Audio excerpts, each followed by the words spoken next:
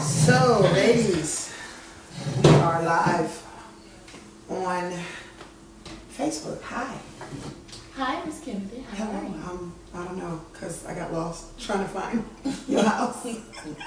No, you did. I did. I got lost because, my GPS was on some type of other, so I had to, pull over a couple times and rediscover myself before I could find my way over here. But I am here, and we are talking. Yes, ma'am. And guess what? We're talking about you. We are, which is, I was feeling good about my being lost. Actually, I was driving around going, I don't know if I really want to do this today or not. Do I really want to do this? Yes, you do. I do? Okay. You've been geared up. You've been ready. Ah, wow. So, today is Life After Loss, or is it starting at Life After Loss? No, we're starting at I Survived It. We're starting at I Survived It. So what do you want to talk about?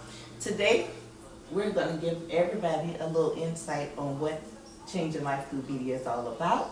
We got our very own Miss Tanya Kennedy. She's going to tell you how her life went from I Survived It, Life After Loss, To test it. And we got to be loud because the camera way over there. And we don't have no mic. Being loud is not an issue for me. I got you. Well, I grew up in South Central Los Angeles. My mother was raised by a woman that was not her mom. Her biological mom dropped her off at her father's place of business when she was 8 months old. Girl, you better eat. And she was raised by his ex-girlfriend, because shortly after she got my mom, they broke up. Mm-hmm. And at some point she started dating someone else, and the guy she was dating molested my mother and molested her repeatedly for years. It went on up until she was 17 years old, which was when she got pregnant with me. They sent her away to a camp for girls, troubled youth, because she was also molested by her female teacher. And then she turned to lesbianism subsequently because of the two different molestation situations. So when I came along, she didn't know that she was pregnant for the first 6 months of her pregnancy. And she was doing a lot of drugs. She did drugs the entire time, that entire first 6 months.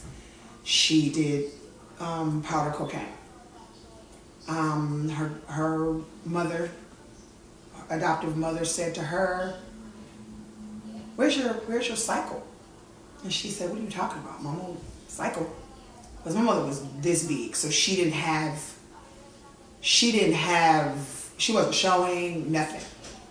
And she went to the doctor. They did a blood test, because I was born in 73, so back in those days, they didn't have where you could just go to the bathroom on this little thing. They had to actually do a blood test. And when they did the blood test, she was pregnant. I came here addicted to cocaine. I was screaming and shaking, and I heard, obviously I was there, but I don't remember any of it. It was told to me later on by my grandmother and various relatives. I screamed and shook for 6-8 months. I was going through withdrawals, and I had all kinds of weird symptoms and crazy stuff. My mom went to jail when I was 6 months old and stayed there until I was 2. So the first time I met my mother, I was 2.5. I opened the back door, she was standing there. So up until that point, and my grandmother, the woman that raised me, was high yellow because she was mixed. So I would always ask her, why don't I look like you? Why am I so dark? Why do I look like this? Why do you look like that? And her response was, because I'm the mother that loves you, and the mother that birthed you looks like you. So for a long time, I had issues with being dark, because the person that raised me and took care of me was so light complected. She was so bright, and she was half Jewish. So she had long black straight hair. I mean, she looked like a white woman with a little bit of a tan. But her mother looked like me. Her mother was very dark. And my mom came back into my life. But my mom, I believe my mom kind of hated me a little bit. She loved me, but she hated me too, because I reminded her of the trauma, of the thing that was done to her. So she was abusive. So whenever she would come and see me, or whenever I would go and visit her, I would end up getting beat with random objects. Like, I remember once she hit me in the back of the neck with a wrench because of a conversation that I had with her girlfriend on a lie that she told. And fast forwarding, my mom disappeared several times in and out of my life because my mother was, she lived a dark lifestyle. It wasn't just about being a lesbian. She sold drugs, she ran women, she did a lot. My mother was a gangster. And so growing up in South Central Los Angeles with a mom like my mom, she was in and out of my life a lot. When I finally got to about 10 and a half, the woman that raised me that I called Mama, she was diagnosed with cancer. And so I had to take care of her for, I took care of her for 8-9 months up until they rushed her to the hospital and she passed away from the cancer. And then instead of going to live with my mother, because we didn't know where my mother was, I went and lived with her relatives. My Uncle Morris, my Nana, the Jones family, the Davises, they took me, and they were the ones that were related to my adoptive grandmother, so they raised me. They finished raising me. And growing up in South Central wasn't necessarily the easiest place in the world because, as all the movies tell you, a lot of that stuff was true. We were getting shot at, I remember once the vice principal got thrown in the trash because the Crips broke into the school and they locked us in the classrooms and they threw him in the trash can. So growing up like that, it wasn't necessarily the easiest thing in the world. When I was about 18, I graduated high school, my mother came back into my life. And at that time, she was still trying to put me in the place of being a little kid. Like, she had missed some big gaps of my life. So I kind of resented her because I was like, you weren't here for all this time, so now why are you here now? Why are you back into my life? And she would try and control things. And because I feared her because of the abuse from childhood, when she would tell me to do stuff, even if it wasn't the right thing for my life, I would still do it out of fear of my mother. And that went on until I had broke up, a bad relationship. We were living together. He dropped me off at my mom's house. And so for like 4 or 5 months, I had to live with my mom. Now, in my mind, now she said that she had me for the first 6 months of my life, but I don't remember none of that. So in my mind, I had never lived with my mother. So for me to have to go from her not raising me, her not being around, being in and out of my life, to now all of a sudden I got to live in her house, it was very tense. And so what I did was, I got married. I met a guy at work, and I married. And since I was told when I was young that I should marry a white boy so I could have pretty children with pretty hair, and since I skipped a part, when I was 6 or 7, I was molested by my neighbor's brother, who was my complexion. I had a fear of brothers. And so when that was presented to me, and when I got grown and I met somebody that I thought fit into that mold, we got married. And I had 3 babies, but that also was an abusive relationship. We fought because he had a drug and alcohol problem. And the sad truth of it is, he was such a talented man. When I say this man was talented, he could sing, he wrote, he had a production company.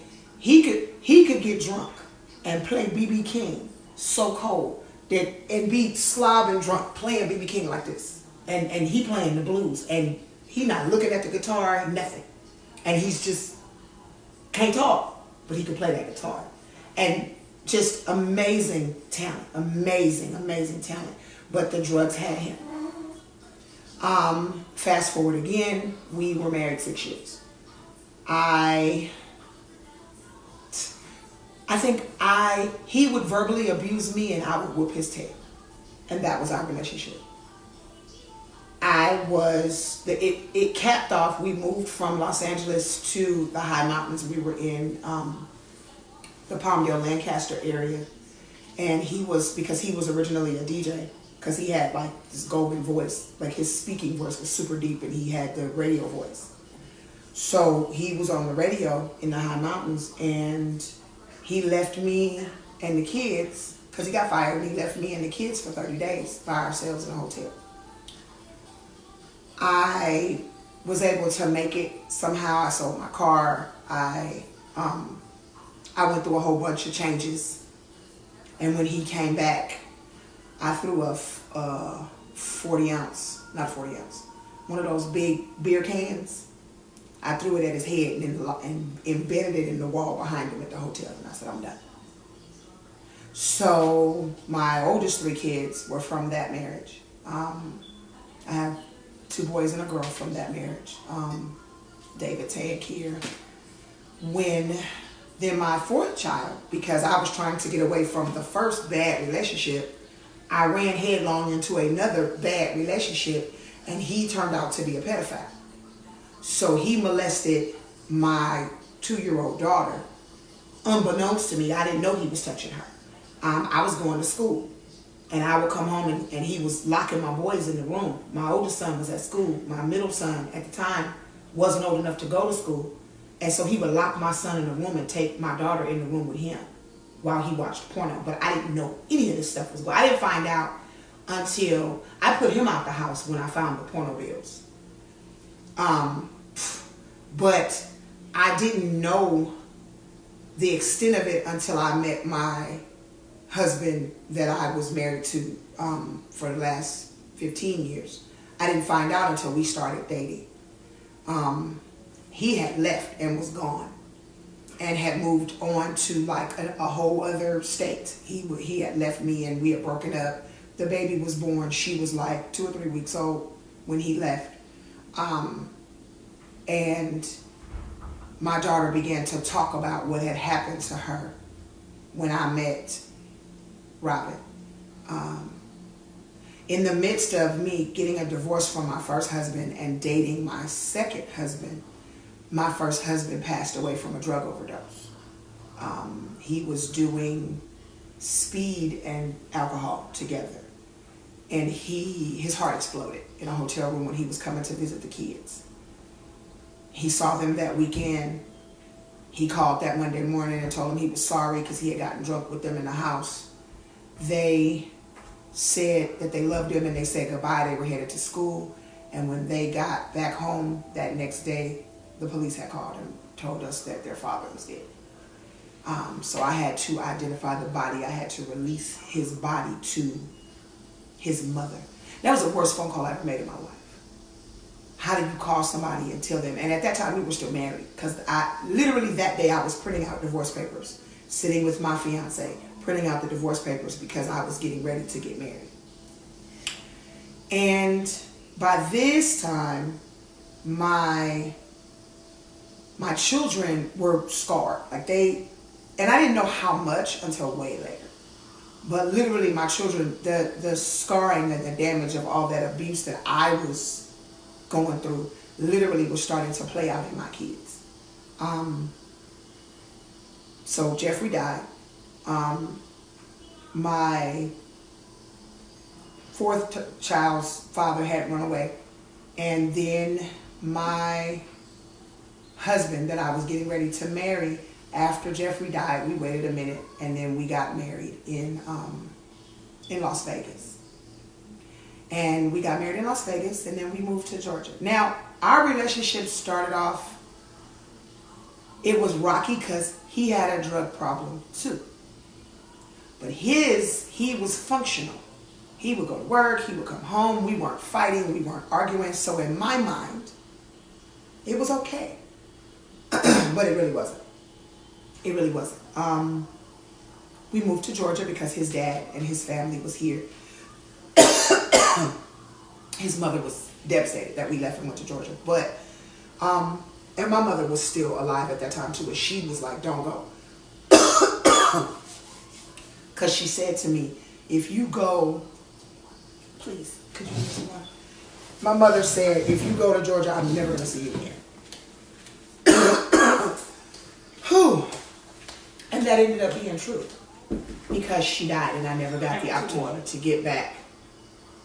I never got the opportunity to get back to California to visit with her. Wow. I feel like I'm leaving stuff out, but I don't know what or where, because this is the abbreviated version. I'm in the thank you. But so living with my then now husband, we moved here to Georgia where we lived for 13 years.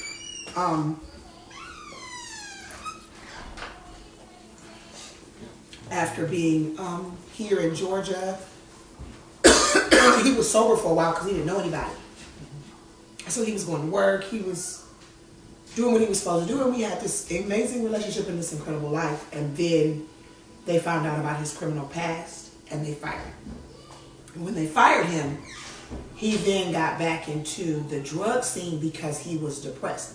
And he was one of 2 African Americans that I had ever been serious about in my life. So my friends were like, where did you find him? I said, we just met, we're dating. He's black. I am too. Really? That was their question because I was the black white girl in high school. So in their minds, they were like, who is this and where did he come from? But, excuse me, we stayed together through all of it. His battles with drugs, his battles with keeping a job. I think we were together 8 or 9 years before he was able to hold down a job because he finally was able to pass a background check. And so he would get back on the wagon because he was going to work and he was doing what he was supposed to do. And the sad truth of it is that he loved God. He was such an amazing person. Like, he literally was an amazing person. And the only fights we would have would be about him going out and doing crazy stuff. When in reality, we had a great, just me and him, it wasn't like the first marriage. So again, I was justifying the fact that he has a drug problem, but it'll get better. God's going to fix it. He's going to get better. And it never did. Well, and we went through so much poverty, and because I was the only income, and my income was Social Security, so trying to find jobs. But then if he's out the house running the streets and I'm out the house, if he's out the house running the streets and I'm out the house at work, who's going to watch these kids? So I couldn't work. That's when I started working on cars, because my neighbor was a mechanic and she began to train me as an apprentice. Thank you. She began to train me as an apprentice. And so I started off as the tool handler and this one, and then I started taking off engines. And I think I've done every single odd job that there is to do to try and pull in money. My daughter's story was on our network, surviving a suicide. And one of the things she said was that my mom was always out trying to get money for us, because that was what I was trying to do. I was trying to circumvent what my husband wasn't doing to make sure that we had stuff, and our lights would go off and we would lose water and we would lose all kinds of stuff. We wouldn't have any food. And it was just in poverty. And I didn't begin to start to really look at myself as being somebody of any value until I was in my mid to late 30s.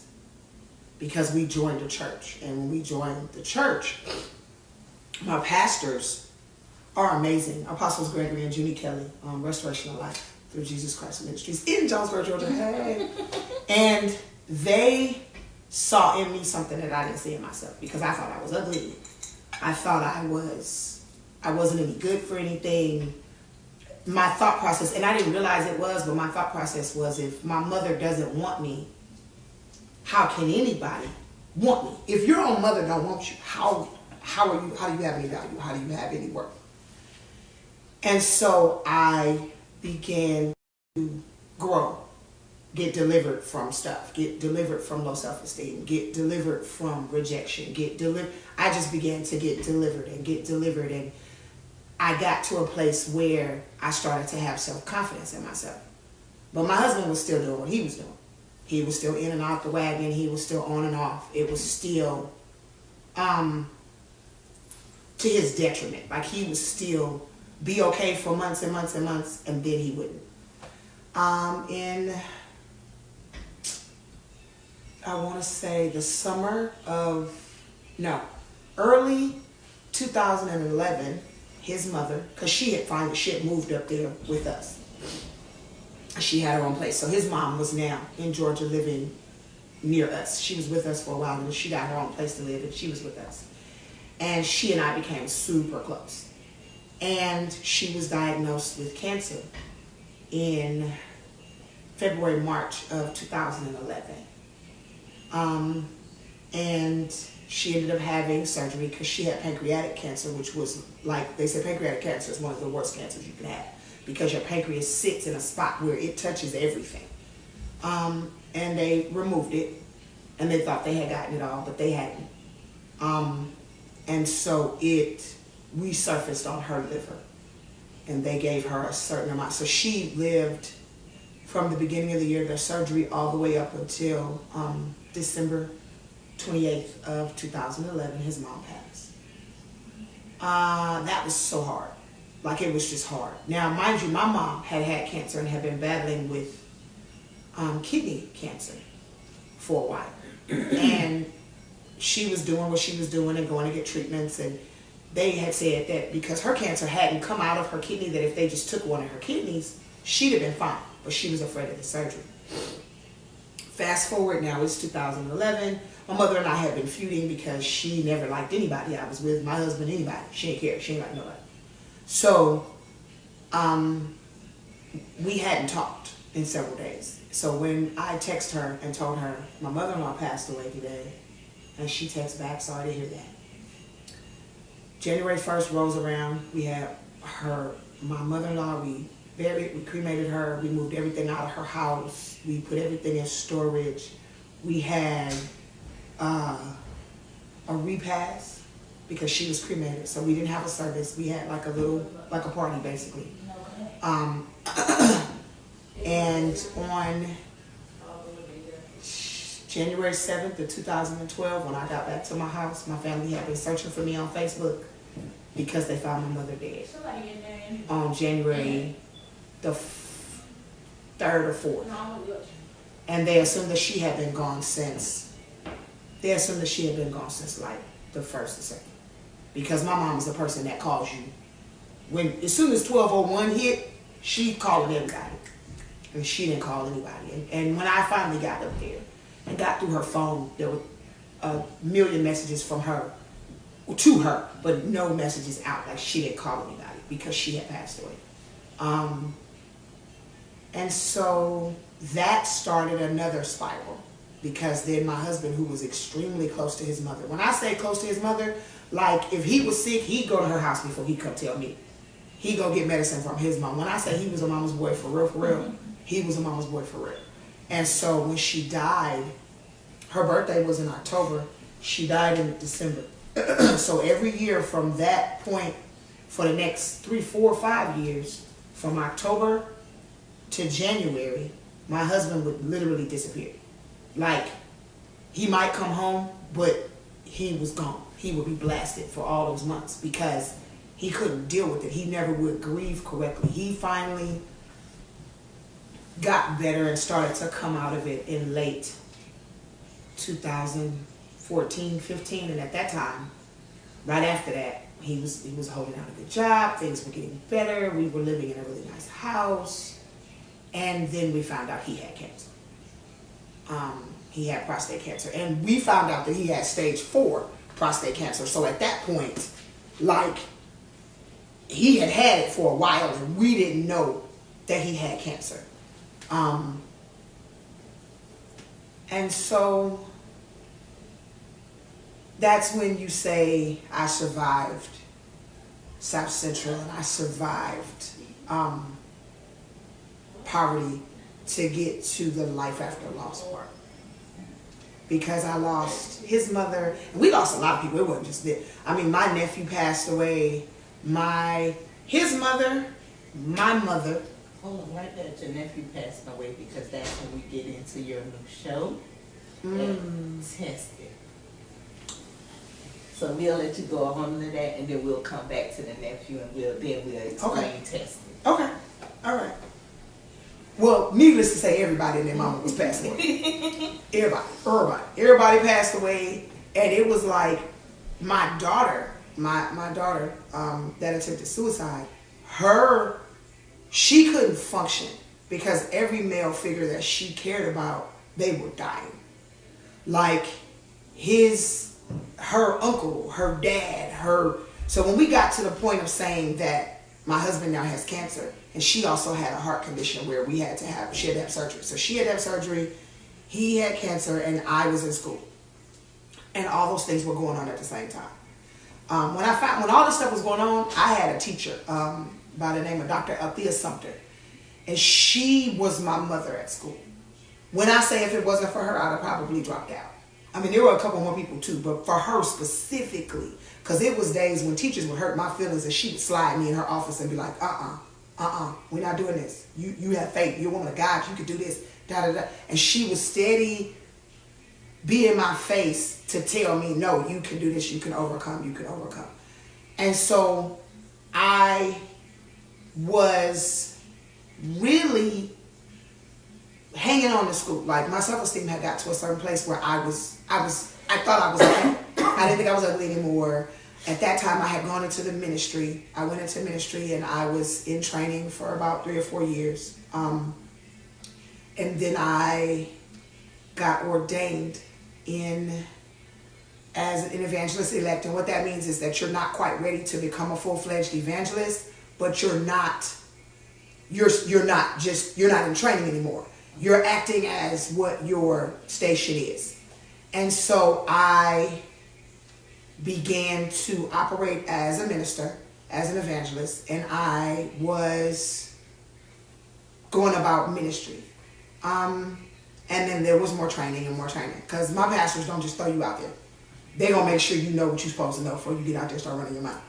So in going forward and in ministry, so I'm in ministry.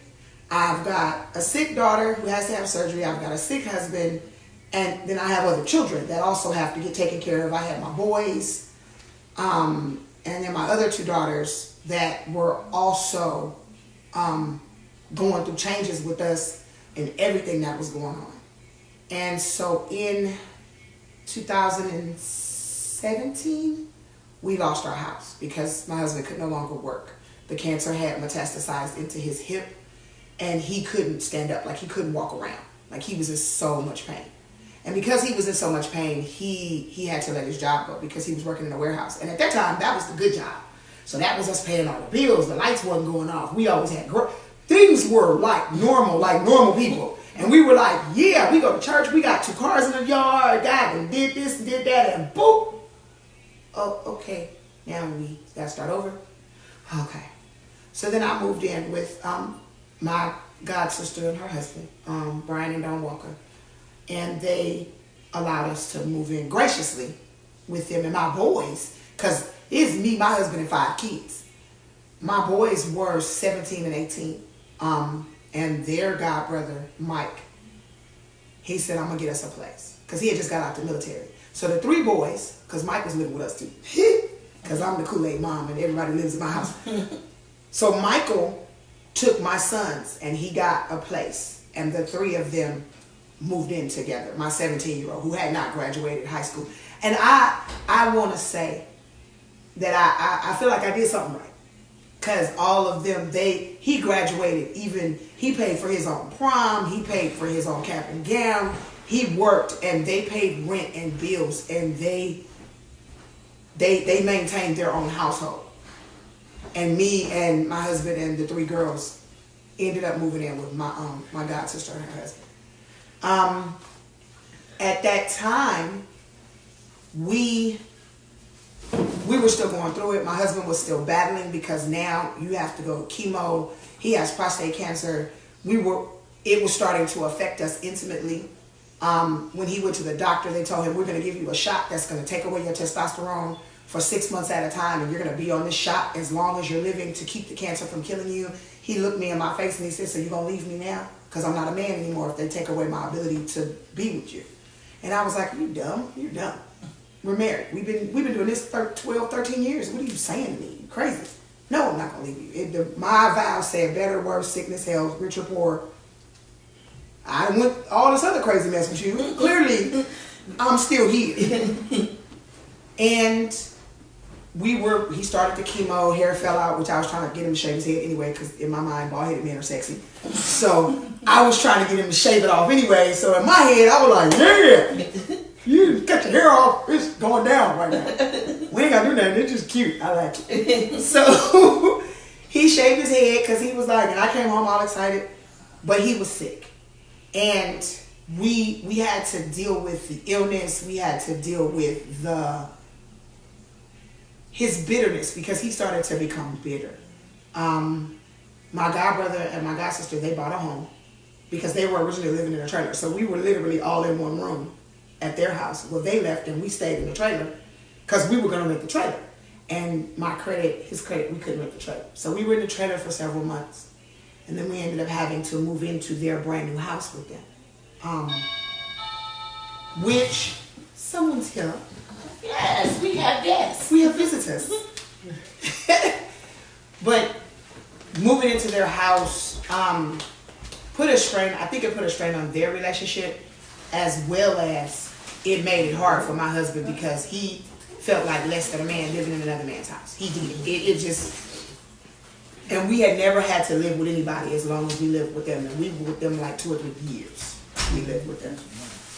He went to rehab in December of 2019. He was admitted, he had to have surgery on his hip where they put metal rods in his leg. And I think when they opened him up, that kind of sealed his fate, because I've heard all my life that if you cut somebody open that has cancer and put air to that thing, you might as well turn him off. And so when they cut him open, the doctor said he had never seen metastasized bone cancer. You would bring the drugs over. Metastasized bone cancer as bad. He said his inside his bone looked like cottage cheese. They'd never in their life seen that much cancer inside somebody's bone before. How was this man even walking around? I'm waiting on them to get theirs. Oh, okay. Go ahead. So he went in January, like the 5th or 6th of January of 2019, and he passed away in March 26, 2019. So he left here. My 14-year wedding anniversary was the 22nd of March, and he was gone on the 26th. So I said we have been together 15 years, 5 months, and some days. Because he finished raising my boys and he raised my girls. Like my middle daughter didn't know nobody else but him. He had been there since she was 3 months old. And we had a baby together, his little twin, Robin, who was also named after him. And so that was the journey. In between all of that, I got my bachelor's degree. I got ordained March of 2018 fully as an evangelist. So I got my good collar, my yoke. And before my husband passed, in that February of last year, I acquired the studio that we have now in Griffin. And I was able to hold on to the studio for an entire, it was like months before, because he went into hospice. I'm running around trying to figure out his world. We're still living with my god sister and her husband. I'm running back and forth to the hospital, so I had the building. My girlfriend, Artemis Boynton, she helped me hold that building. We held that building for months. And when I finally was able to do something with the building was September of 2019. Was the first event that we had in the building. And I wasn't even open yet, but we had an audition for a former classmate of mine by the name of Linda Fruster. We had an audition for her play, which actually she has released as a short film. I watched it the other day. It's actually pretty good. But that was the first thing that we had. So from February to September, all we did was pay rent on this building. We didn't do anything. God told me, I had just buried Robin, and God told me, go pay your rent on the building. Now, Lord, I don't want to pay rent on the building. I want to lay here and wallow in my pain and agony. I'm depressed, and that's what I'm going to do. And God said, nope, you're going to get up and go pay your rent. So when I go to pay my rent, my landlord had a sign. Now you need some money. My landlord had a sign in the door that said nothing for rent. Ooh, girl, you okay? You can't die on live. Is she choking? That was the bit. Oh my God. It's extra strong. I need you not to die on live. God, you can't die on live. So, death by Pringles. No. Hey, what? That was all the vinegar in the world on that one chicken. Now I gotta try one because you did that. Honey. My experimentation is real. So We might as well all die together. she said, I ain't doing it. So You love salt and vinegar. and she does not the way you was choking. I don't see. I'm crazy. It was a whole lot of vinegar on that one chip, y'all. You weren't ready. I wasn't ready. You ready now? Oh, You ready oh now? my God. You ready now? I'm She don't ready. even know. That's just like the hot chips, and the kids be like, you doing this, but you still eating them because No. they hot, burning your face. No, my kids got this sauce. It's called 2 times hot sauce. Honey. They put them sauce on noodles. And everybody in the house crying. And they Still eating it. They still eating it. So I go into this rental office, and it says nothing for rent on the door. But God had sent me in there that day. So she said, how's it going with the building? I said, it's not. She said, what's wrong? I said, my husband passed. She said, oh my God. She said, have you and the girls found someplace to live yet? I said, no. I said, I just saw the sign outside that said nothing for rent. She calls out to her brother. He comes around the corner. Well, I got a house over here on this street. It's not ready yet, but if you want it, you can have it. Go over there. Love the house. Nice little house. Didn't need a lot of work. Come back to him. I'm calling. He's like, it's a Section 8 house. They won't let me take it off Section 8 for another year. Okay, can't get that house. So then he says, but I got another house. Now, mind you, it still says nothing for rent on this man's door. Nothing. The sign is out. Nothing for rent. I got another house. It's even bigger than that house. Same price, though. You want it, you can have it. Go look at the house. It's fabulous. When I say this is a house, I can take you to this house. It's fabulous. This house is humongous. And I'm just like, oh, I want it. Okay. Can't rent it to you for that price. It cost me more to renovate this house we just bought. I gotta rent this house for $1,200. I can't rent it to you for what I was gonna rent it to you for. You can't have it. But I got another house. This house is in really bad condition. Don't let the outside of the house fool you. If you want this house, I will fix up this house and you can have this house. I said, because the other 2 houses was amazing. And he said they was jacked up. Drove to the house and went, you tripping, Jesus. Jesus, you tripping. I had thought that you had loved me, Lord. This ain't love. This is hatred. What I do to you? What I do? Am I being punished? The back door is open. I went in the back door. The roaches is waving at me. Hey, girl. Welcome. You smell right. Come on in. It smelled like they had been just peeing on the wall just because. It's stuff all over the walls. It's a hole in the kitchen floor. And I'm like, okay, Lord, you really tripping. You hate me. What? I go outside and the yard is humongous. And I'm like, now by this time, had I bought the car yet? Yeah, by this time, God allowed me to buy a brand new car. So I had the new car. And I'm in this house going, okay, Dad, It don't match. What we doing? And so I walk outside on the back porch and I said, the yard is nice. And I heard the Holy Spirit say, now go back in and look again. I said, you must finna open up some spiritual eyes and show me something. Because this right here ain't it. When I turned around and went back in the house, I saw differently. I saw paint on the walls. I saw a new carpet. I was like, okay, this is a good vision. I take this. So this is what we doing, God? Okay. So then I start bringing, because my kids are very prophetic and they see in the spirit too. So then I start bringing the kids over. I'm like, it's thick, Mom, but we can do this and we can do that and we can do this and we can do that. I'm like, oh, okay. All right. So y'all are in agreement. Yeah, Mom, if they fix it, it might be really nice. Oh, what, your wife? Yeah. This was the house in the neighborhood they called the dirty house. Some of the doughboys that are now my neighbors say, oh, it's a trap out of that house. She just ready for you to come home. In my room, baby. When I say my landlord rebuilt this house, he put in new linoleum, he painted the walls, he snatched out, he put in brand new doors, he put in brand new carpet, he built me a whole new porch, he let me pick the colors for the house. He said, what color you want? Yeah, this color, this color. So I literally was able to customize this house and can buy this house. And he only because my problem was I thought I couldn't have a new car in a new house too.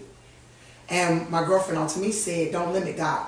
God can do whatever he set his mind to do. If he said you're going to get a new car and a new house, you can do both of those things. And so I was given the opportunity, you put this much down and I'll carry the note, which means I don't have to get a loan. So I got the car and I'm able to do a lease purchase with my landlord and I can purchase the home. And so now changing lives through media has happened. Sharika and I got together and started to build the network. I've done several projects. I'm going that way. Leave me alone. Tanisha has joined our team. I was going that way. You gotta wait a minute. No, I'm easy too. Hold on, we go You want me to pause? You want me to pause? Okay. Okay. Changing Life through media came along over a text message that got sent out to two people, Tanya and my cousin Robert. Yes. We had a lot of deaths going on in Orangeburg, South Carolina. So I texted Tanya and we started talking about how mothers losing kids and family members losing loved ones to streets and drugs and gang violence and stuff like that. So when she heard my idea and what I was talking about, she told me, she said, that's my show, Tested. I had a vision of a show and it was Tested, and that sounds like the name of Tested. Now she'll tell you about her nephew and our common denominator. Okay. So God had given me a vision for a network. And I knew that there was supposed to be a network. And I knew this network was going to be huge. And it was going to do a lot of things. God said, tell her about the network. Okay. So when she started telling me about the show, and the original name for the show was Hear a Mother's Cry. And the show is basically a street ministry show that goes out into the streets where people have lost their lives, and you interview them and you talk to them in the places where, and you visit their homes and you visit where family member was and where they hung out and where they died, and it's basically Next 48, or it's a new show, but it highlights mothers losing children or family members losing other family members. And my nephew, the reason why they go together is because my nephew Jackson, he lost his life to drugs in a small town in Gorham, New Hampshire. On my daughter's birthday, we got that phone call. And this was such a talented kid. And what my idea was, with that, I had been talking to his mom and his sister, was to fly out with a camera crew and do exactly what Tested is designed to do, which is go into the streets, because they're in a small town called Gorham, like literally 5 minutes from Canada. And Berlin, New Hampshire is where they found him. Well, Berlin, New Hampshire was where they found him the first time. And that had him paralyzed. And then that's where he spent a lot of his time doing the things he was doing, was in Berlin. And Gorham is where he lived and was from. And my idea was to go up there with a camera and a crew and film his story. And living in a small town now, I live in Griffin, Georgia, and there's no resources. If you have to go outside of the town that you live in to get rehab, it's not the chip. It was the chip. It was it? Not doing that. Chain reaction. I'm not claiming the chip. To live in a small town and to have to go outside of the town you live in to get, I mean, they have to drive far to get to a store, Walmart, the movies, North Conway. So there was no help for him locally. So like when you're in AA and you got to go to meetings every week, he couldn't do that. And so we wanted to highlight the fact that just because it's a small town doesn't mean that they don't need to get services. They need help. And it's not a black-white thing because my nephew was very Irish. So Jackson, the little white kid. But my family from my first husband is still my family to this day. So it was crushing to know that this is a kid that held my son as a baby and now he's gone. And he's gone behind drugs. And so the goal was, the connection between us was, she was talking about the people that were dying in Orangeburg, South Carolina, and I was saying I wanted to go to this small town in New Hampshire. And I do believe Tested is designed to highlight small town tragedies because that's what nobody talks about. You hear about what happens in South Central Los Angeles, it's on the news all the time. You hear about the Florida, the school shooting and this and that, and you hear about everything that happens all in these big places. But in these little, small, rural towns where people are still farming, they work at the local factory, people are dying and nobody, it's like nobody cares. It's like, oh, it's a small town. The only time they care is when it's something political and they're trying to vote. Mm-hmm. Then they want to run around in New Hampshire because that's the primary state. And they want to run around, oh, New Hampshire, yay. But nobody talks about it because Berlin is a dying town. Literally, it's full of drugs and it's this, that, and the third. And those are, when I say I was the only black chick in an all-white town, when I went up there for the very first time, everybody was so nice and friendly, and you would expect they're going to treat me funny. No, they treated me like I was part of the family, and that because the town was small, everybody was either related to or knew everybody, they treated me like family. And still to this day, if I go up there, you such and such. Yeah, how'd you know? Because I'm like literally the third black person in the whole town. But that was how Tested began, was because he lost his life and he was into music. He was a talented artist. He had a band. And so that life, the same life that took his uncle, my late first husband, the same life that took him. It was like he got into that scene of drinking and doing drugs and partying and playing music, and he lost his life to rock and roll. And so I wanted to go, and still am going to go, let me rephrase that. We will go to Orangeburg, we will go to Gorham, and we will tell these stories. And so that is what Tested is about. We had a young man get killed locally in Griffin. And he was a local kid, like everybody knew him, and he was a great dad, and it was on the local news, and he went to school at the school that I teach at, and all of the teachers were just devastated because he was such a great guy, and he had grown up and done okay for his life, and was raising his kids and doing what a man is supposed to do, and got shot by his neighbor. Matter of fact, the teddy bears are still tied to the street, which is literally one street over from where I live right now. The teddy bears are still tied in bags and candles and crosses where they had the vigil that was on the news about this young man who got killed by his neighbor. So literally 2 lives were destroyed. His life, his kid, and then the life of the guy that did it over something dumb. He's locked up now in jail. So it's literally 2 families that are neighbors that are affected forever. And in my head, do these people even talk to their neighbor now because of what happened? It's no telling. But those are the types of things that Tested wants to do. Tested wants to go get dirty. Tested wants to go and minister to these people because more than likely they're not healed all the way. Or if they are healed all the way, they're going through whatever they're going through, and they're going through it by themselves, and nobody tells their story. Like we say in Life After Loss, one of our famous questions, now that the funeral is over, now that the people are gone, who's still there to support you in your grief and your pain? And Tested is the other side of that.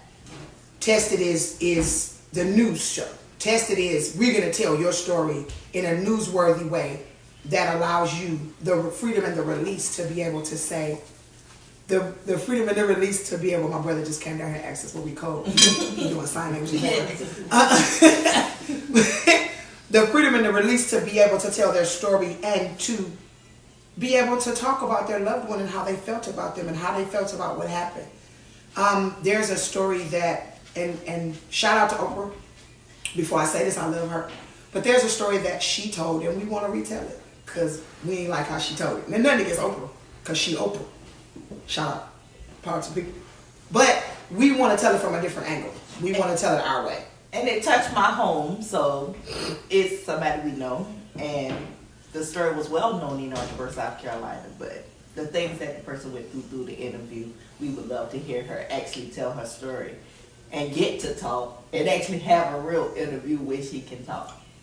And I don't think we do interviews. We don't do interviews. Yeah, because we don't ask questions. We let you talk. When if for any of our former guests, the people that have come on our show, we don't interview. We let you talk. We have conversations.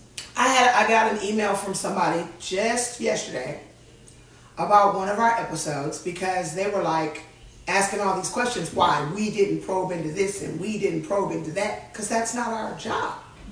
Our job as the listener, we are passive listeners. We're not interviewers. An interviewer is going to pull information out of you. That's not what we do. We want you to tell in your own words your story as it happened to you. We're not trying to clarify anything. We're not trying. Now, when we get to the end, after you told your story, if we have any questions, we're going to do that. But during the interview, during your process, your time of healing and release, that's what we want you to do. This is basically online counseling. Here you go. Tell your story. And then we're going to tell your story to some other people so they can get some help too. And that's what it's about. It's not about the interview. It's not about us making you tell us your story, because that's not what this is for. So I don't know if either one of you have any questions. Again, I'm going to say this again. So Sharika and I have gone through the process, and really she's building and I don't know what I call what I do. She's the builder though. She's the one that God gave me the vision, and the scripture says write the vision and make it plain upon tablets so that they that will run can run. She's running. I gave her this vision and she took off and built groundwork. I mean, we are literally on Facebook, as y'all can see. We're literally on Roku, Fire Stick, YouTube, with a web. We are literally, all of those things are because of what God put on her heart, the burden for her to do, to build this vision. We have since added our new sister Tanisha to our group, our band of colorful characters, which is birthing out another show, which we will not talk about yet. We will talk about it later once we've done some more development on how it's going to go. But so we are moving and growing, and it's amazing to see where God is going to take this and where it's going to go. Do either of you ladies have any questions for me? Since I was the victim, the subject of today's live. Y'all have any questions? You want to go first? Go ahead. You and them killer chips. Life after loss right here. Life after loss. Changing life through media. Just lost the past, remember?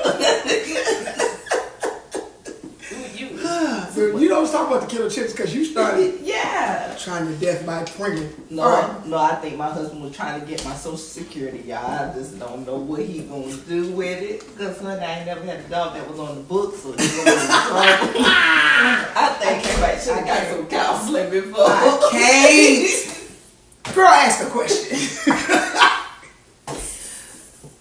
So Miss Kennedy. Yes, ma'am. We wear many hats. You have so many hats. Too many. God won't let me put none of them down. But okay. In spite of everything you went through, and in spite of all the things we heard in your stories, you keep doing, you keep going. Ooh. What would you say would be your biggest and most greatest thing that keeps you pushing? The 3 things. Okay. God, my children, and my pastors.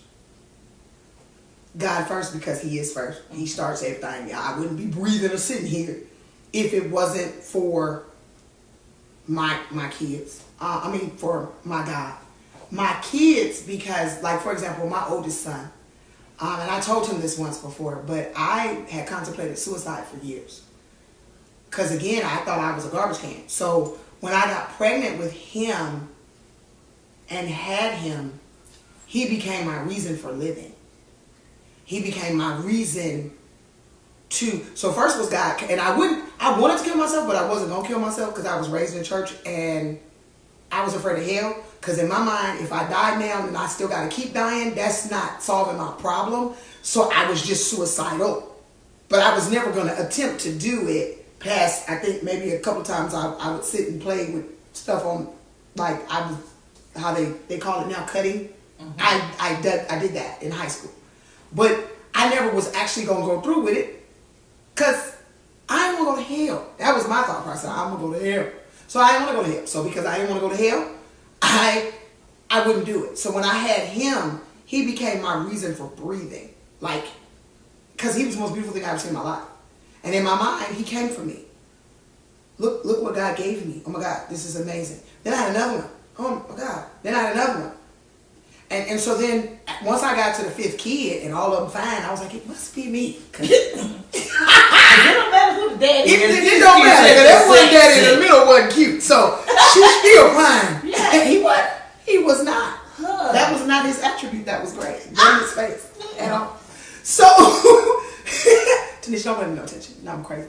So, because they became my reason to live. They became my reason to do everything I did because I was trying to make it better for them. Even if they didn't think so, even if they were going through, in my head, I'm trying to make it better for them. And then once I got here to Georgia and my pastors saw in me, they saw in me what I didn't see in me. They saw me as this person that was going to do so much great stuff, and I didn't see none of that. I remember once my pastors, because they're husband and wife, she said God had her praying for me for 14 days. And she brought me up to the altar. Now, mind you, I'm going up to the altar with a Bible in my hand because I'm getting ready to do altar call. I'm finna pray for people. No, she jacked me up at the altar and she said, before you fall out, let me finish telling you what I'm trying to tell you. And she proceeded to tell me all of these things about success and don't get the big head because God is getting ready to bless you and this, that, and the third and blah, blah, blah, blah, blah. Fast forward to me getting the car. She hadn't seen it, and they seen us go through bucket after no car after rides after bucket after 13 years of that. And when I pulled into the church parking lot with the new car, she's gonna cry. She was like, "Is that you?" I said, "Yes, ma'am." She was like she was just done, like because they had been my parents. When I didn't have anybody, that thought I was great.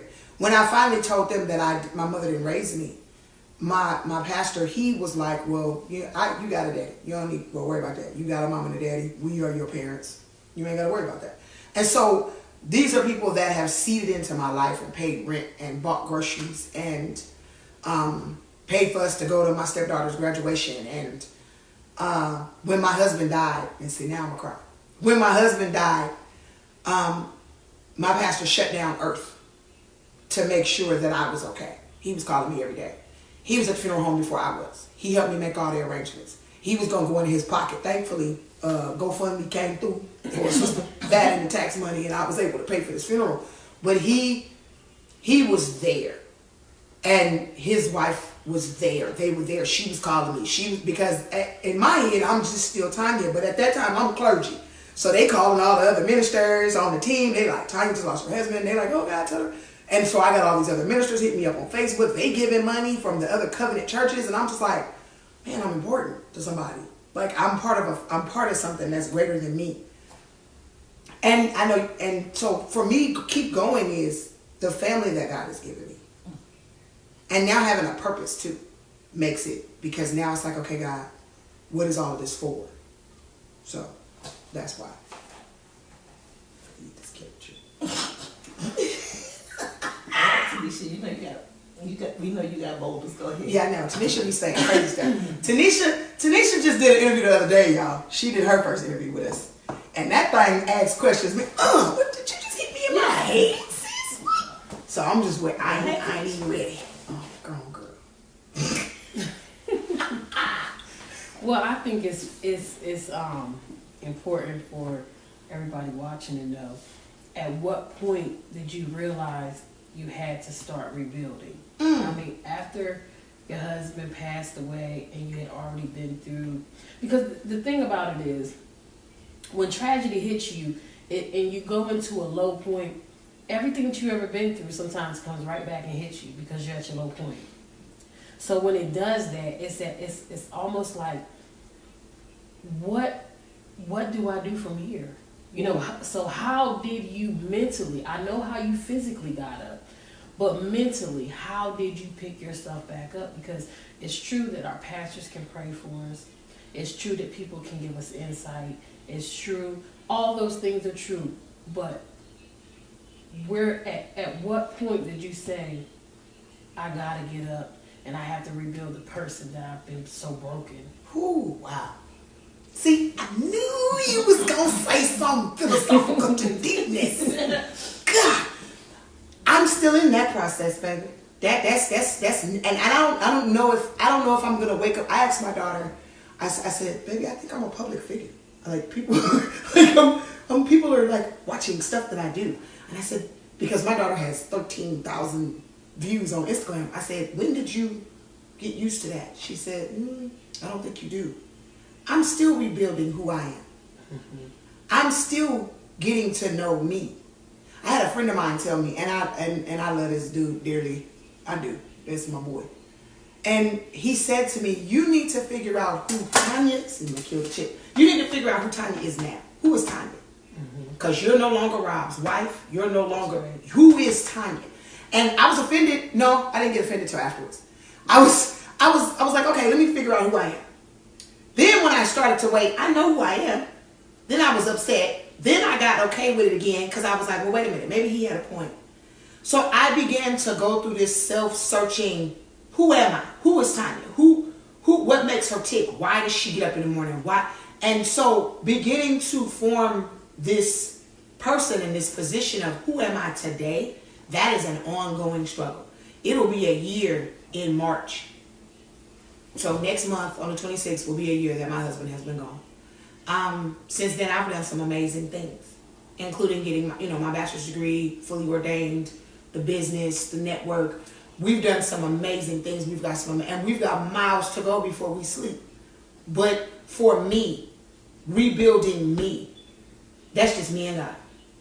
It's some nights where I gotta go get on my face and speak in tongues and listen to some Juanita Bynum or somebody and cry at night when ain't nobody in the room but me. And today is Valentine's Day. I had to learn to love me because I never did. Tanya never loved Tanya. So that's where I am today. So that's where Sharika hit me in the head. Pop! No, you're going to do this, and this. No, this is supposed to be this, and this. No, you're not getting ready to go rebuild somebody else's this. You're supposed to do this because God says this is what you're supposed to do. Yeah, ma'am. You can be in front of a camera. Right, and she has to remind me that God has designed me to do what I'm doing. My goal is to be a minister of the gospel. That's what I am. That's who I am. I'm also a mother. I'm also a CEO. I'm also a business owner. But all of those things make up Tanya. But I'm also this really cool person that's dumb and funny and likes to cook and likes to sit around with her girlfriends and talk crap and likes to talk about the Bible. I'm a whole bunch of stuff. But if I don't love me, it don't matter. If I don't love me, it don't matter. And so that's where it had to start. I had to start loving me. Well, I think that, I'm going to tell you why I asked that question. A lot of people don't understand that what they're going through and what they've been through is not the person they will one day become.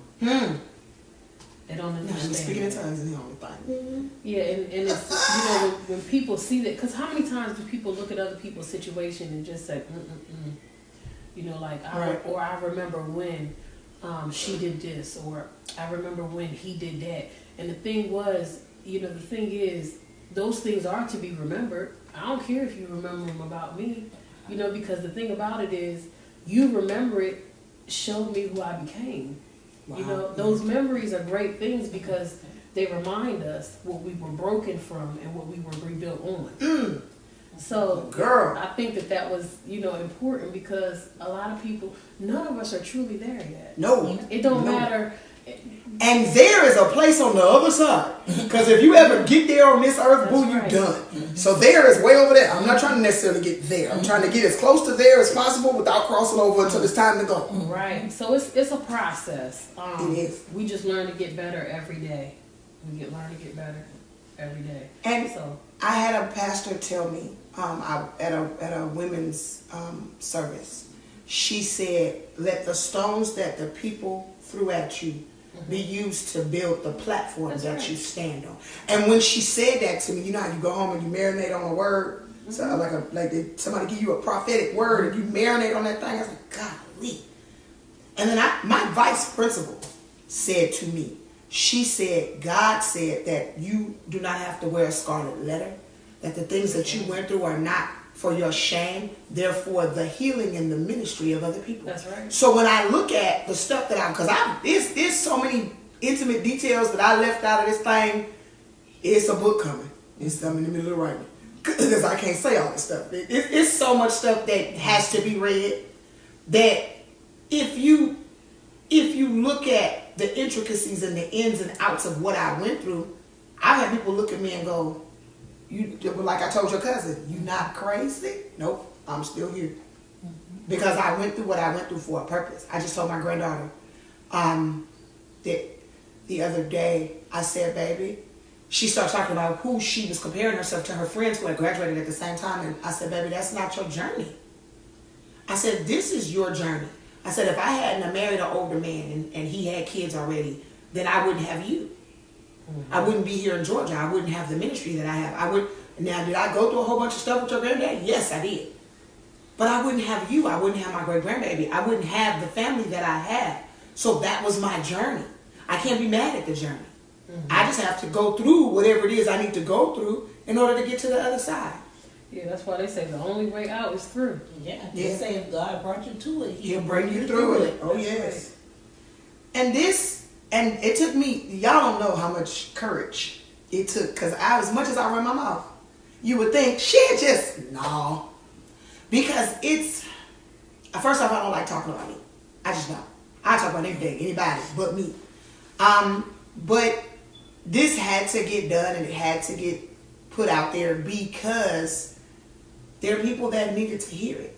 Not because of anything like I think I'm so special. It's because people need to hear it. And everybody's story needs to get heard. If you have a story that's going to touch a life or you're doing something amazing, they're not going to tell your story on the news, but we will. And that's the whole point of it. Changing Lives Through Media is a non-preaching, salvation-based, entertainment-driven, faith-based network. We're not preaching at you. We can't. Because we have pastors for that. We have preachers for that. All we doing is telling your story in the purest way possible, letting you do it, so that you can further get healed to go on and do something else. Life After Loss, Tested, I Survived It, the sitcoms and documentaries and stuff, the plays, whatever it is, we're going to allow y'all thought I was going to name the new show, didn't y'all? Yeah. I'm not doing it. That is going to be and we seem to attract a lot of women.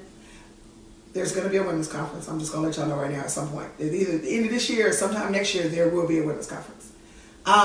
But we tend to attract a lot of women. And a lot of women come to tell their stories. We've had guys come tell their stories too. Like Dr. Christopher Hall, amazing guy. Super amazing. Yeah, he's from where I'm from, South Central. And if you guys haven't seen his story, go back and check it out. But there's a lot of people that have told their stories, and somebody was like, I went on a whole rant after your cousin's story because she said to me, I didn't know you were a minister, I thought you would have judged me. And my thought process, baby, how can I judge you when he saved me too? How I do that? I knew what I needed back in the day. And went on a rant about it. Like, how long was I on that rant? Like 10, 15 minutes? I was ranting. And this other lady said, I wanted to be on the show because I heard you talk about the show and I'm thinking to myself, if we don't put us out there and just get out and help people to get healed. So part of my ongoing healing is telling the story. Part of my ongoing healing is picking my head up every day and it ain't easy. The struggle's still real. I still go through stuff. I just turned 47 on February 2nd. So and look good on yeah, you. thank you very much. Thank you very much. But this, and I did for the first time ever, it's my birthday month. So whatever there is to do, my son, I talked to him earlier. He was like, "We still going to get facials, Mom. Why don't you do it before February is over?" Because this is, I'm trying to celebrate me, and this is the first time I've ever done that. Like this is the first time I've ever celebrated myself. I had a photo shoot. I bought some clothes. Probably spent too much money, But that's okay. That's but okay. I'm trying to celebrate me. And that's the thing that I never would do. Like I never would celebrate me. Well, I just think that at any and this is for everybody, it is never too late to love yourself. Yes. And because you got to that point where you realized that your self-worth was more than you've ever seen it as being, that you're starting to become the person that you never knew. Right. So in that, you're gonna spend some money. Actually, me and her have a spend pact. some time on you, and We got a pact. She got to fix herself up. She got to keep herself fixed up because I don't tell her that person who did all them things and who went through all them. That's not the time here today. Right. This Tanya loves herself. This Tanya's not gonna put nobody before herself no more. We ain't going running out to take care of no friends before Tanya get herself and Tanya feeling good about her. Because if your star player ain't good, how you gonna be good? And I think a lot of people, because when Dave, Caregiver Dave, and Caregiver Dave, the show within a show, Yes. where he interviewed me and Sharika, really me, while we interviewed him. Mm-hmm. But one of the things he said was that sometimes you have to learn how to say no.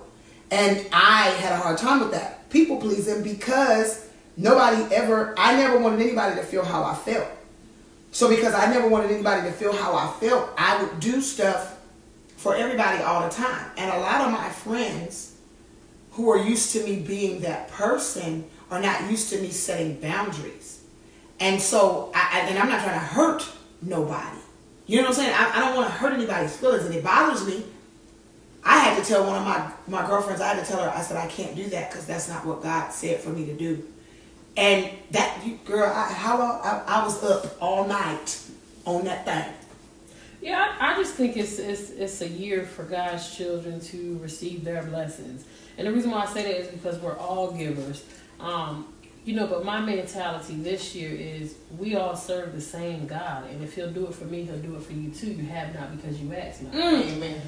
So what I learned, and like I was saying, I seen time where I had a lot of overflow. We were talking about this one time Exactly, before. Ian. I seen time where God came through and gave me so much overflow, and I just knew I had more money coming, and I gave all my overflow away. I gave all my overflow away.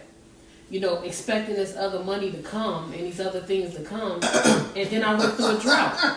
So what I didn't see is that there was going to be a drought, but God saw the drought, so He gave me overflow. But I was supposed to be wise with my overflow, So this is not a year that I'm doing that anymore. This year, it is, Lord, what do you want me to do? And if that's not what He wants me to do, then Lord, I'm gonna send your kids to you because they're supposed to be over there anyway. Exactly. And that's what you have to do, because if not, you'll find yourself giving away all your blessings. Y'all just like these chips. I refuse. and my standpoint on that is, you ain't supposed to stand in God's way. So if you helping somebody that's meant to fail, you gonna fail because now how you playing God? Right. Who gives you the right? If I meant for this person to fall flat and you keep on helping them, they ain't never fell flat. You're in the middle of the test. Yeah. Right. And that's not your They place. serve because you standing in the way stopping God from doing. Okay, so now since you got it Now going you on, figure let out me how take you gonna let do me it. take all your stuff away. So now you and them in the same boat. And then what's gonna happen? That person gonna come up and they ain't gonna give you a penny. Yeah, I've seen that. They ain't gonna give you nothing. They gonna sit there and watch you. Seen. Matter of No, fact, I've be the been first seeing one. that Seen. experience. Witnessed The first experience one been in to the talk middle of it. about you. Yeah. That's the first one. Remember when she had all that and now look where she at now. Yeah, I mean, God is good. And it's crazy because when you have such a giving heart, it hurts when people do you any kind of way. It does. Don't let it hurt. Yeah, Let me no. tell you I've what you must learned not to let it hurt now because now I understand that I ain't got no business giving what I don't have anyway. So now it can't hurt. You understand what I'm saying? And that's a hard place to explain. When you give to somebody out of your lack and God didn't tell you to That's do, right. He's not gonna bless that. And what'll happen is you're giving in vain. Yeah, Even if the giving is in good ground, even if the person you're supposed to give to just not in this season. So now you're giving prematurely and you're cutting off your nose to spite your face, when the reality of it is you should have just waited. If you'd have waited on God and allowed God to move, then when you did what it was that you felt this burden to do, then He would have blessed it. So that's a hard place. I suffered a lot from unsanctified mercy, where I was giving out mercy on my own accord, and it wasn't God. And I've had people run. I had a whole fight with a relative in my house behind me and her not getting along, behind her living in my house and all this other stuff that we were going through. We cool today, but at that time, it was World War III in my house, and it was because really they needed to be on their own, and I needed to move out the way. Instead of doing what we did, which was try and do for them what we felt nobody was doing for us. And my husband and I were exactly the same in that regard. So I'm taking in the lily flower, he taking in the box. I mean, we were still doing the same thing. And by us both being broken, the broken giver. You can't give out of your brokenness because you're not helping nobody. You're not helping nobody. And I've been a victim of that, where I'm giving out of my broken. And if I'm giving out of my broken, I'm giving you fragments. I'm not giving you from the overflow. I'm giving you fragments of what's not there. Well, that's the same thing with the conversation we had with us starting this stuff. And when we were starting everything, I had to sit Tanya down. And I said, Tanya, the one thing we're going to need to change before all of this go along, we're going to have to fix you. We're going to have to fix some things with you, because you can't still be sitting here hiding behind the fact that this happened to you or that happened to you, because you're no longer that girl. We need you to let go of all them things that hurted you, all that hate you had. We got to get rid of all of this, because you can't help somebody else if you're coming out of a place of hurt and you still in the mix of your brokenness. And that's going to come out in your stories, and that's going to come out in the way that you And the problem was that I was like, okay. Until somebody had to come smack me in the... So I had a woman of God tell me, you angry. Why are you angry? And I'm like, I'm angry. No, I thought I was good. What do you mean I'm angry? You're angry, and it's going to snuff out your life and your light, and you're going to end up spiritually dead. You got... What? Oh, no. I heard up. I was up under the altar because I was like, oh, no. You know what? Were we having to talk about that? Yeah, but that was me and her same talk before the thing, and me and you had the same talk. A lot of our talks are the same talk. Yeah, because I was telling her, I said, it's crazy because once we're removed from toxic situations, we forget the detox. So we think through that same toxic that's already been removed. Yes. We talk through that toxic, we move through that toxic, and we don't realize that we're not a prisoner of that anymore. It's sludge. Yeah. It's sludge. And so it's like swimming in sludge. It's like, and you're doing this, and you think you're swimming, but you're really not getting anywhere. Well, I can't swim anywhere. But just imagine giving people a whole bunch of bad advice just because of the place where you're thinking from. And have a wonderful heart. And people do that. Yeah. You can have a wonderful heart, but because you've never detoxed from the toxic that was in your life, that's what you... Well, my pastor says all the time, hurt people hurt people. Yeah, So if you're hurt and you're hurting other people and you're not even trying Let me to tell hurt you them. something. Some people don't know. Right, that's what I mean. Some You're people not just feel trying like to do it. because it's already been removed that's it. They're in a better place. We actually had a conversation with a young couple, me and Tanisha. We just had a conversation with a young couple, and we cried our eyes out. And the reason why we both cried our eyes out, because where this couple was, we all had been there. But the sad thing about it is, this little boy, he told this little girl, I love you, but I can't big you up too much because you might leave me. Because he said the reason why he treat this little female the way he treat her is because the things that he saw his mama going through and the way men treat his mama, that's just how he thought he was supposed to treat women. And he meant that. And said it just looked us in our face real plainly and said, I'm going to hurt her because I got to keep her where I want her to be. I got to keep her right here because if she move up, she going to see past me and want something else. And you know, the crazy thing about that is we never acknowledge that the seeds that are planted grow.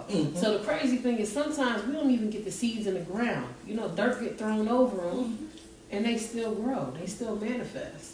So she didn't intentionally plant them seeds in him, but they fell. And they covered and they grew. You know, and now... I can't. Go ahead, because I can't even talk right now. No, but it was just sad because I've been there, baby. Me and Nisha had to hold this little girl because you know I don't cry. Yeah, I'm not a crier. I mean, everybody around me can be crying. Boo, I cry my eyes. No, I done grade that boy a 10 and everything else because instead of crying, I'm always the one to get mad. So I done graded him a 10 and I was all in and she was...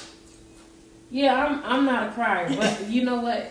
Sometimes you can just feel a person's pain, especially when it's a familiar spirit to you. You know, and it was just so familiar. And at that point, you know, I felt that I wasn't even there. Yeah, because I was just like, oh my God, I remember that broken place. I remember what that felt like. I remember how hopeless I felt. I remember that I felt like I couldn't do anything without him. You know, this is the love. I don't care what I got to go through. At the end of the day, he still loves me. So, and it's crazy because we learn to love Two husbands, 20 years. 2 husbands, 20 years. One worse than the other, but still the same thing. Yeah, but the problem is, it's dysfunctional love, and we learn to love through dysfunction. So in our minds, that's actually okay. And but it's not even real love because you don't love you. No, but what you tell yourself eventually is what you just said. This situation isn't as bad as the last. Yeah, that's what I told myself for 15 years. You know, and in actuality, you're better than both situations. But like you said, when you don't love yourself, you don't see that. And with this situation, the sad thing is he already dropped out of school. This young lady's in the 12th grade. And she's letting him hold her back because, I can't let you graduate. Well, we're going to push her through this, though. Yeah, we really are because that ain't going down. Oh, yeah. That's not, I'm going after the principal. You hide them all. Yeah, that's happening. I got used to the vinegar now. So the first 3 chips was bad. I don't know where all that vinegar came from, but it was like, they poured You got the first chip, man. Now I'm trying to lose weight. I'm being fat. Oh, I am on an alkaline diet, and this is so off of it, but thank you. Here, have that. Thank you. See what discipline does? I had to sacrifice. And you know what? And to be honest, I've been on a journey for a minute, and this is me being a straight cheater. I just want you to know I'm cheating and cheating on camera. And the bad thing about it, we just talked to someone who had the courage to do it yesterday, and we go mess up today. And I just told her I was gonna follow her because I had admired her courage, and look at me now. Look at me. I'm listening. We proud of you too. Yes. Thank you. So that's how y'all gonna know us. That's gonna be the discipline. Well rehearsed, and we just gonna be the 2 crazy people. Enjoy my chips at that. Right. At this point, I'm cheating on my dad. I'm gonna start. This is just disrespectful. Chips. And it's my favorite type of chip.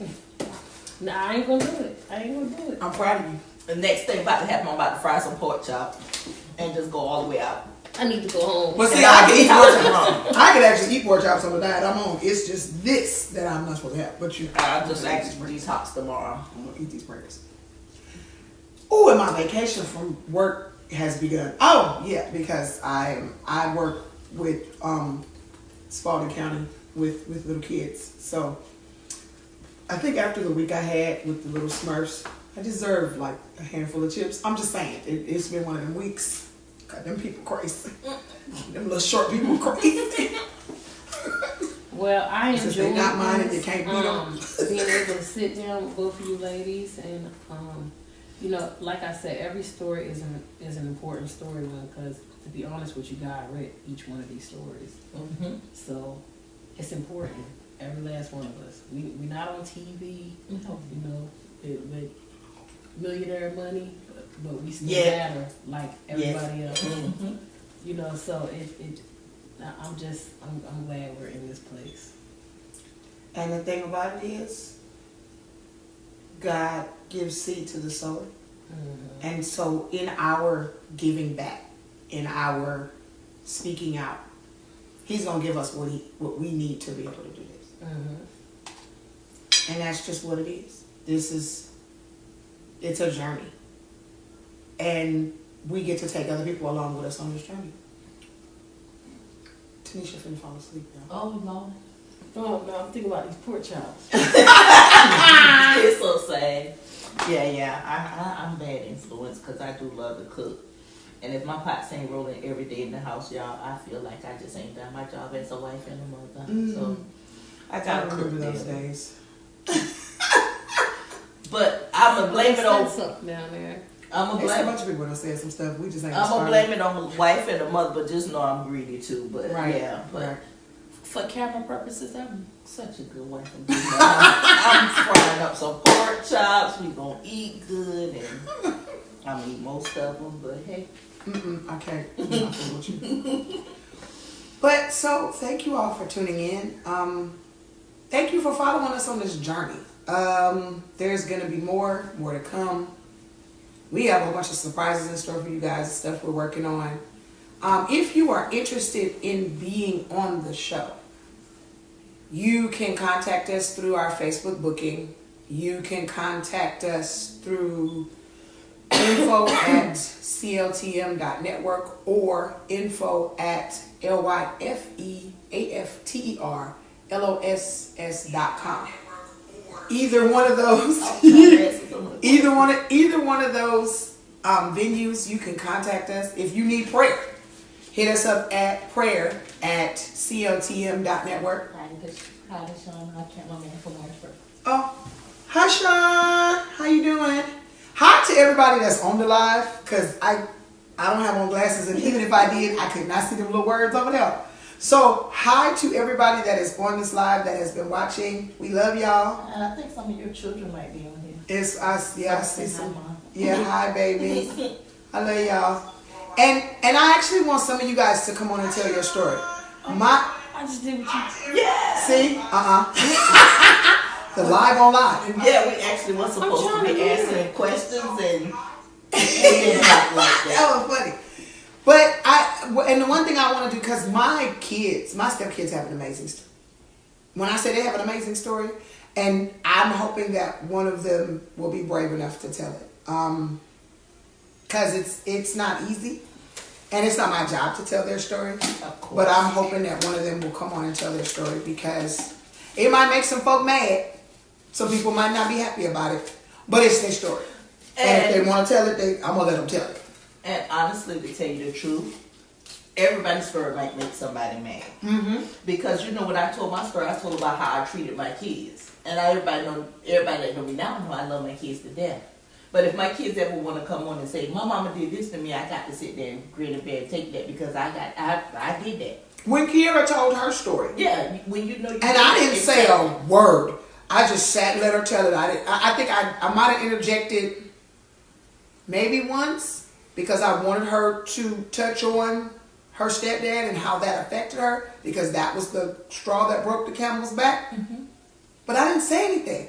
I let my child tell her story. Why? Because it is her story. And just because we lived in a parallel universe, I was there when all this stuff was happening to her, just because it didn't affect me the way it affected her, it affected her the way it affected her, and it was her story to tell. She has to live with the consequences of her story. There's some things that in so telling her story later on that she remembered that she had forgotten about. And the irony of it is I ran across the paperwork behind some of the stuff. She's like, Mom, I forgot this happened and I remember. And I'm thinking to myself, that's why you needed counseling. That's why because there's other stuff that you didn't even remember that came back to you and you just like, oh wow, that's why this, and this are going on. Mm-hmm. But you don't know. You don't know until you get it out. And then when you get it out, then you can begin, it's like an onion. Mm-hmm. And once you start peeling them layers back, Seems there. and onions always make you cry. Mm-hmm. If you cut into a real good onion, baby, your eyes gonna start watering. But you got to peel them layers back to cut that thing up and use it for what you're using it for. And so I wanted her to tell her story, and I wanted her to be able to be brave enough to tell her story. And so if any of the rest of my kids want to tell their story, their version of the story, my oldest biological son, he's written songs because he's a singer-songwriter like his father before him, and he wrote this one song that he said it's a poem, and one of the lines was something about paper bags and how his father would come home with brown paper bags, and every time he saw a brown paper bag, like, we would fight, and he knew that brown paper bag represented his dad was going to go get drunk. And it was like, he said, I would fire my rubber band bullets at the brown paper bags, but they would just bounce off. And I literally listened to him recite this poem and bawled my eyes out, because there was some stuff he said in the poem that I didn't even know he remembered. It was some stuff that guy said that I didn't even know he remembered. And I was just like, man. So I think it would be a lot of healing for him to get on here and tell his story. And so if any of them want to, and if any of our relatives decide they want to, Shrika, Tanisha, if anybody wants to tell their story, please get at us. Call us. Get at us the way you know how to get at us. And you can tell your story. Why? Because that's the whole point of this. It's for healing. It's for transformation. It's to grow. So with that, we've been on here long enough. I'm about to finish eating these chips. Are there any other questions, ladies, that either of you had? Tanisha hit me in the head. No. I think you answered all our questions, and you know I love you like no other. They can't make me love you no more. So, this is Life After Loss. I survived it and now tested. Told y'all this is a fourth secret one I'm not going to tell y'all because y'all ain't ready. But y'all just stay tuned. Just know, Changing Life Through Media has a lot of great stuff to come. Okay. It's all right, y'all.